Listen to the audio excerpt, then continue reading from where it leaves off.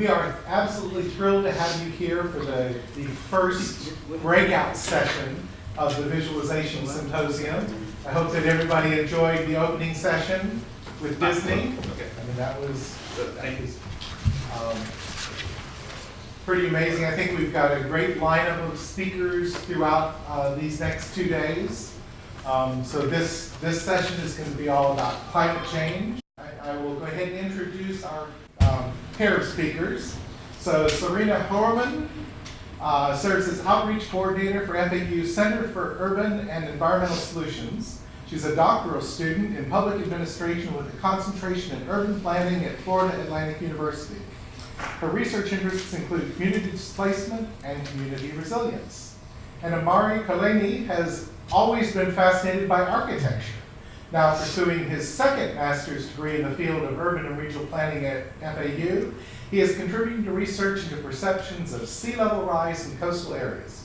He's currently modeling buildings and spaces and building applications for HoloLens and VR glasses, as well as smartphones. His architectural and community design and renderings also appear in numerous videos. Please welcome them.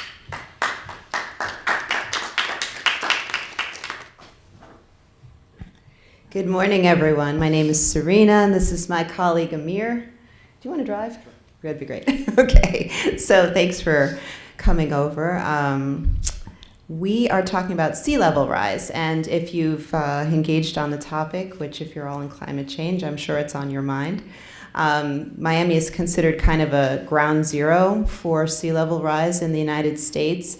The effects of it are visible, especially there. Thank you. So we wanted to use the technology to help people see what it might look like for them in a place that they know. So this is our team. We work with John Rennie. Dr. Rennie is the director of the Center of Urban and Environmental Solutions. And then we also teamed up with the Illinois Institute of Technology, and you can see our colleague there, Jeremy Hayek, who was on a parallel track with us. We developed two different kinds of technology to see what might work best in this application. So let's get started. We have a short video to introduce you to the project. I'm the director of the Center for Urban and Environmental Solutions at Florida Atlantic University. We are working on a project funded by the U.S. Department of Transportation on visualizing sea level impacts for transportation planning. Mapping various sea level rise scenarios can help us to identify areas of potential risk and aid in planning for a resilient community. Our study area is a well-known shopping and dining district in the heart of Fort Lauderdale. Las Olas Boulevard is home to fashion boutiques and art galleries, bars and restaurants, and sidewalk cafes. We focus on a 2-block stretch between Southeast 9th and Southeast 11th. This project will take 2-dimensional data and translate that into a 3-dimensional model for a particular street. That's important for planners to be able to have a conversation with residents and stakeholders, including business and property owners, for them to be able to better grasp what these impacts will be in the future. Using NOAA's high projection curve for the year 2060, we see the New River overflowing its banks. In the year 2080, we see Las Olas Boulevard So the New River is impacted that, with up to 10 inches of water. Vulnerable roadways are marked in red. It's quite famous in the area. In the year 2100, Las Olas and areas surrounding the New River are completely underwater to a depth of as much as 37 inches.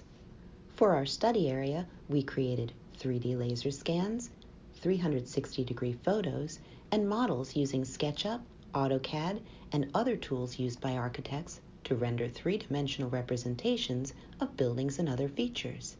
We imported these into both the HoloLens augmented reality and the Samsung virtual reality environments. So that's the AR.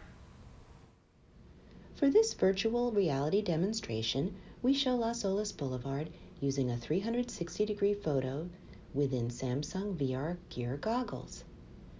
In the year 2060, we do not yet see the impact of sea level rise within our 2-block study area. However, We know from the projections that over the next 2 decades, the impacts will be visible. In the year 2080, we see Las Olas severely impacted. The water is over the ankles of pedestrians and over the doorsteps of our Las Olas shops and galleries. In the year 2100, pedestrians and cars cannot access the area, and businesses cannot operate. We hope never to see the water at this depth in our streets. Therefore, planners hope to work with residents and other stakeholders to raise awareness of the issues and identify strategies to avoid a future scenario like this one. The research goal for this project is to study how stakeholders can better understand sea level rise impacts by comparing how people understand the data in typical two-dimensional presentation modes, including photos, maps, and graphs, versus immersion in a 3D environment, including augmented and virtual reality. Utilizing the immersive technology allows us to see what the future will be like. Thank you so much. Perfect. Okay, so you can see here a map of South Florida. That's that tip of Florida. You can see the Keys going down there. So Miami, a lot of people know where that is. Our school, Florida Atlantic University, is located in Palm Beach County, which is toward the top of the map.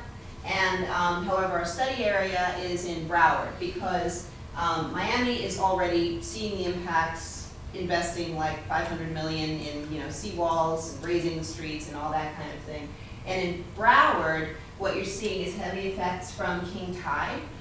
So twice a year, there's neighborhoods all around our study area that are flooded. People are putting no wake signs in their driveways because the water is just splashing right up their driveways. And as you probably realize, king tide is a sort of, I don't want to say dress rehearsal, but it gives people a really good visual about what sea level rise could look like. And we know this is related to sea level rise and not just like a bad storm, because this is happening on sunny days and the water is salty. It actually corrodes their cars. So in spite of all of this information, like visual that's on the news twice a year and so forth, see there's a picture of us driving through the king tide. That was 2 years ago. There are still a lot of people who are just not sure what all this means. So we wanted to see if we could bring the message in a different way to community meetings. And here is actually a homeowners association meeting. They meet up at a local restaurant that we visited, and we gave this presentation. So what we do is it's like a before and after kind of experiment, right? So we show them a bunch of charts like this. You can see the 3 curves of sea level rise, projected sea level rise. These are the curves from different sources. It's from NOAA, it's from Army Corps of Engineer, and I should say that the numbers we're working with here are not reflecting the latest IPCC data. That report just came out, but all of this work was done before that report came out. So we tried to put the numbers in terms that people out in the community would understand. So what does 80 years look like? It sounds like 2100 is such a long time from now. But if we look at it in terms of a mortgage cycle, the average lifespan of a person, the average lifespan of your child or your grandchild, you see that the investments, at the very least, that we make today, sea level rise will impact those investments. So we use a tool from University of Florida. So we're from Florida Atlantic University, but University of Florida developed this tool called the GeoPlan Scenario Sketch Planning Tool. This is open to the public. You can go on this website and put in an address, and it will show you what sea level rise will look like under the different scenarios at different time points in the future. So we show, so that's kind of the short version of the presentation one. We show them maps, pictures, charts, data, the sketch tool, and then they take out a survey and they answer questions about how they feel about sea level rise, if they think it's going to be an issue, or is it an issue for their community. The second half of the presentation is the immersive technology, and I'm going to let Amir talk about that because he's he's the developer of these apps. Hello everyone, my name is Amir Koleini. I'm going to show you some of the challenges that we had for VR and AR. This is the AR. I'm not sure if I can start that video or not from here. Are you able to, well, do you want to start it immediately or, or do you want to talk for a second? Okay, sure. Actually, we scanned the area, the case study area of Las Olas with Faro 3D laser scan, and then we scanned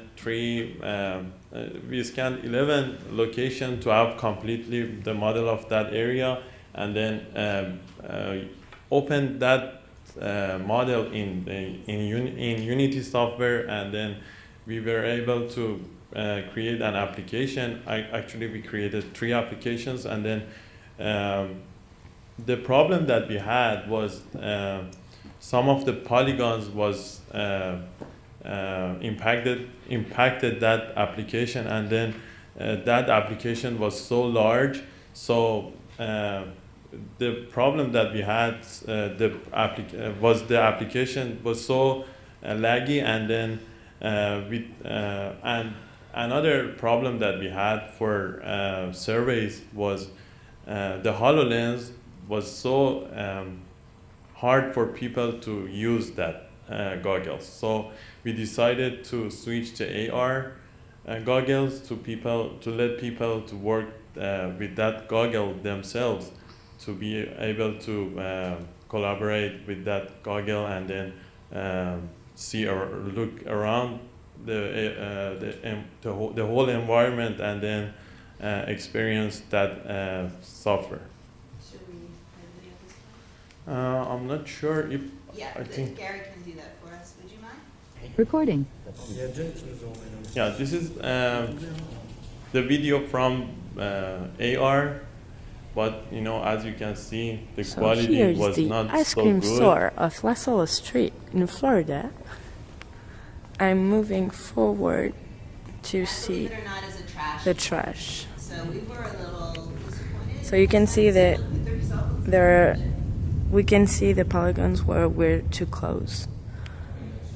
But we can, for example, distinguish the name, Hoffman's, right, of the ice cream store.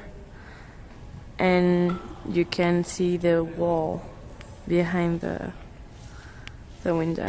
It's probably good right there. Thank you so much, Gary. So, did you want to talk more about the AR? Yeah, actually, for AR, we created, as I mentioned, we created some applications, and then for that applications, you know, we created one of the applications that we created. We were able to pull up the water through the AR, and then for people to use that AR, it was so hard because, you know, as I mentioned, it was so hard for people to use HoloLens, and you know, each people would need like 15 minutes to be able to understand how to use that goggle. So we decided to switch VR and make it easier for people to use that. Right, so just to be clear, this is an early attempt to bring the Faro 3D laser scanning into the HoloLens augmented reality environment. We were working on this. This particular video was one produced by the Illinois Institute of Technology. They did a great job with it, but that was the limitations of the software that we were using. So since we were trying to do this in a community setting, having each person put on the goggles and train them to use the goggles, and then you know, gaze here, gaze there, and make the water rise, it was just all too complex for people to learn in that setting. So that's when we switched to VR. So would you mind, oh yeah, you can do that. So is this me or is this you? Okay, yeah, so, all right, so this is what it looks like inside the goggles, which you're welcome to try out over the course of the weekend. This is sea level rise at the year 2060. I don't know if you recall the map that we showed in the beginning, but the sea level rise was already overspilling the banks of the new river. But on this particular shopping street, Las Olas Boulevard, at this point you couldn't see anything. So in this sense, the user was oriented to the environment that they were looking at. This is definitely a place you're familiar with. All of the community meetings were taking place just short ways away from here. So the strategy that Amir used was to set a spot. I think you might be able to see it on here. So they gaze at that spot, and that's what makes the sea level rise come into the picture. So that's what it looks like inside the goggles in the year 2100 on that same street.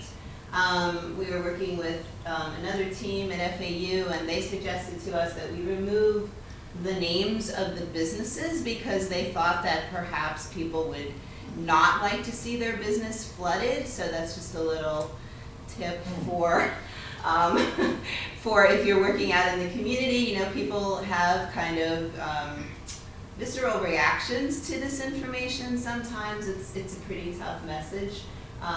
So anyway, so that's why the names are stripped off the buildings, but they're still clearly recognizable. So they look at that, and then they take the second survey. So here are some results from the survey, the second survey, and in this we're asking them the before and after questions, right? So they had already answered what they thought about sea level rise previously, then they saw the VR, and then they answer what they think about it now. So according to this self-reported data, right? We didn't obviously give them a quiz on sea level rise to begin with and a quiz on sea level rise afterwards to see if they understood sea level rise in the area better, but we did ask them if they felt that they understood it better, and you can see the overwhelming majority felt that they did understand the data that was presented in the first part of the presentation better after seeing the VR. So that's pretty clear. The one that had the biggest jump was they thought that people in my community would benefit from the VR presentation. That is really almost 100% of the people thought that it was a good idea to use VR in the community to present this kind of information. The one that looks like it's negative, it's one of those questions that's flipped, right? So we asked them, was the VR experience uncomfortable? Most of them said no, it wasn't uncomfortable. So obviously it means they thought it was okay. Although a few people didn't like that experience, and if you've been working with community members, the first time people put on the goggles, they kept insisting they didn't need to sit down. We made them sit down because they put these goggles on, they get a little sometimes disoriented or dizzy, not like falling down, but they certainly reacted to the experience of having the goggles on. So some people said they weren't really comfortable with it. But in spite of that, almost all of them said that they would do it again, which is kind of interesting. And here's another self-reported thing. Who knows if this is true, but they said that they would become more engaged in the topic in the future. So that's a positive thing. At least they thought they would become more engaged. So this is the one that really kind of interested us, was the jump in comprehension. So no one said that they understood the thing less afterwards. We weren't really expecting that they would, but we did ask that question. Do you understand it better now that you've seen the VR, or not as well? So a lot of people said. Now, this was a really small size group. We're still doing these engagements. We'd like to collect a lot more information on it. We've had 75 completed at this point. But here are the preliminary findings. VR increased the comprehension of sea level rise. VR may motivate participants to engage with the topic of sea level rise. Like I said, it's self-reported data. How much did they really learn? We don't know, but they felt like they learned something. Will they engage on the topic in the future? We don't know, but they said that they would. This QR code, I don't know if this works at this distance, but if you want to scan it, Amir developed a couple of phone apps, so you can actually see what's inside the goggles without the goggles, if you care to scan that.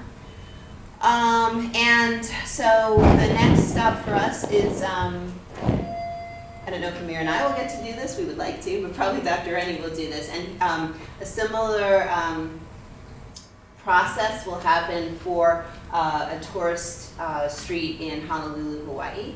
So again, that's a place that is on the front lines of sea level rise. We'll definitely have economic impacts from sea level rise. We'll clearly have transportation impacts from sea level rise.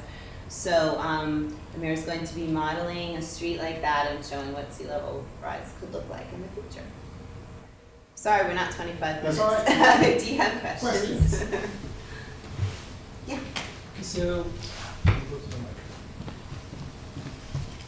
So when you said that on the phone that Amir can show it, is it one of those that has like a split screen between and Sure. that's like that? The one that we put in the goggles has the split screen. I'm not sure. Can I show that? Sorry, I was moving forward. I mean, you can maybe scan it from here, or I also brought the QR code with me. So my question really Yeah. is the follow-up one. That was the kind of opening. So Google has done quite a lot of work on the VR, but they've done it, not immersive. It's more of, on Google Maps you can see a lot of things and that's definitely, more accessible to people. People are used to. So how much effort does it take to take this work, translate it to something like Google that has broad audience, and you basically, you can now have a community level, conversation? Actually, it's so simple to visualize those panoramic image. So, but you have to have the devices for that. And actually, if anyone has that device, the VR goggles, they are able to create that with just 2 applications. No, what I meant not the goggle.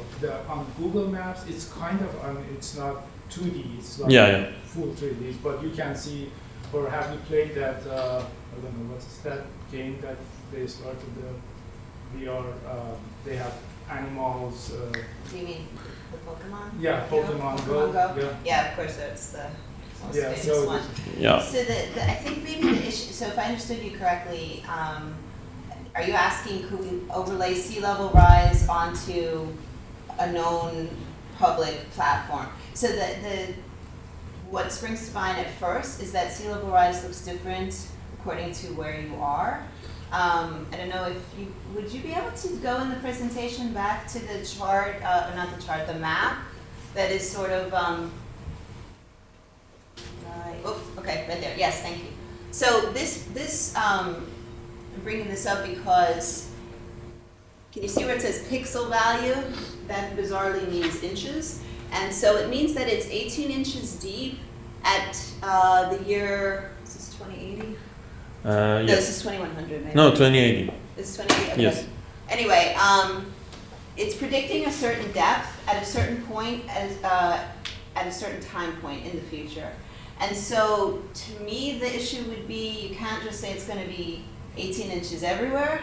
Obviously, it's like deeper, closer to the river. I mean, there's a lot of information there. And I know that it's not about getting it accurate to square foot, but it does have to be somewhat accurate. Otherwise, we get those accusations that we're over dramatizing and over, I see a problem there making it accurate to the location. I don't know how that would work. Do you have a thought about that? Actually, I'm thinking, if we want to show the people the time period of, a specific time period with that goggle, that would be hard to see from somewhere to somewhere else.